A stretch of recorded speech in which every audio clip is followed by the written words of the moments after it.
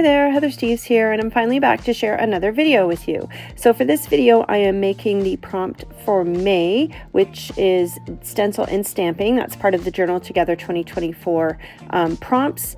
And I had done this as part of my submission for the Journal Romance Special Kit as a design team submission. So I took some Distress Oxide and I put it on this grid paper through the stencil from Journal Stencils 5. And then I just took some water and I splattered that on there to try and get it to a watermark. Once I had that kind of where I was happy with it, then I grabbed a script from the past stamp set and I stamped onto there through the stencil with just some black ink. So you notice that I placed a piece of foam underneath my paper and it's also on top of my foam mat. So that's just to make sure that when I'm stamping this down that I have enough padding underneath so that the stamp will go right through the thickness of the stencil, because it is got a fair thickness to it. So once I was done with that part of it, I decided that I wanted to do some actual stamping with my stencil. So I've taken some more Distress Oxide and I just placed that on my mat, and now I'm adding that to the stencil, and then I'm just going to lay it over top back into the same position that it was, and then that's just depositing some ink onto the paper there in between. And then you can see I'm doing it again, but this time I'm just doing it on the blank paper because I'm going to go ahead and go through the same process here to make the right side of my page. So I don't know about you, but I got to tell you, this is probably my most favorite stencil. If you haven't seen my Facebook page or my YouTube channel, then you might not realize, but the quatrefoil shape, which is what this stencil is actually part of my logo. So it is my favorite. So next I'm just going to grab the inset page die from the Journal Romance Special Kit, and I'm going to run that through my die cutting machine to cut out both sides of this page.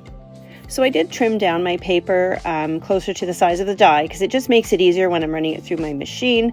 That way I can actually turn it on an angle on my mat, and it makes sure that straight edges cut a lot better that way.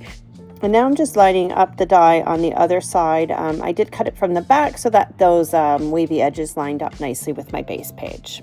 I decided I'd decorate this page with some butterflies. So I cut out the ornate butterfly, and I also cut out a couple of the smaller butterflies from the Ticket to Fly Free set, and I cut them all out in some green cardstock. And then I'm just taking my brush and I'm just inking the edges of those just to give them a little bit of depth and definition.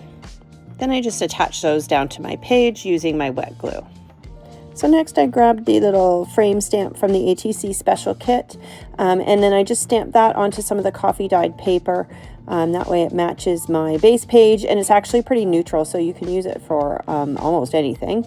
And that's what I'm going to use to write my little journal prompt on.